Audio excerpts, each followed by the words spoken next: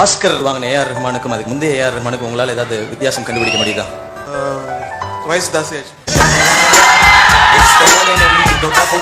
அந்த நெகட்டிவ் எனர்ஜின்னு சொன்னீங்களா, அது ஐயா ஆள விடுங்க. பழைய பாடல்கள் வந்து வார்த்தைகள் வந்து முன்னுரிமை கொடுக்கப்பட்டிருந்தது. ஆனா இசை முன்னாடி வருது, வார்த்தைகள் என்னன்னு புரியாம போயிருது. நல்ல சிஸ்டம் ஆனே கேக்கும். நல்ல சிஸ்டம் ஆனீங்க. நல்லா கேக்கும். ஹெட்போன்ல கேக்கும். காலம் முழுக்க வந்திருக்கு அந்த क्वेश्चन. எவ்வளவு வளைச்சாலும் கேட்டே இருக்காங்கப்பா. என்னப்பா? एहान कहने में मैं आपका हार्दिक स्वागत करती हूँ. We welcome you to channel.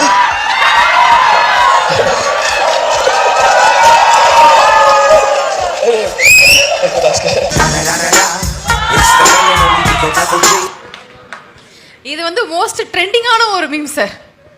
Moment பத்தி ஒரு சில விஷயம். அது ஒண்ணும் இல்ல. படம் ஹிந்தி படம். தமிழ் ஆளுங்களுக்கு கஷ்டப்பட்டு டப் பண்ணி எடுத்து வந்திருக்கோம். அவங்க தமிழ் படம் நம்பணும்.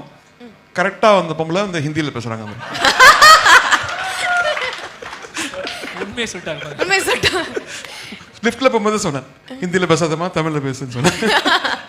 நீங்க படக்குன ஒரே வார்த்தை ஆஸ் யூஷுவல் உங்களோட அந்த ஸ்டைல்ல வந்து சொல்லி முடிச்சிட்டீங்க. It was very nice. Jolly. I think அது மாதிரி ஒரு ஹேட்ரட்லாம் கிடையாது. நம்ம மதர் டங், நம்ம காதலிக்கிறோம், நம்ம அதான் பேசணும், நம்ம மூஞ்சிக்கு அதான் கரெக்டாக இருக்கு. I want to say something in Tamil which I normally say after every award, which is எல்லா ப்ரோக்ராம் இரவனுக்கு.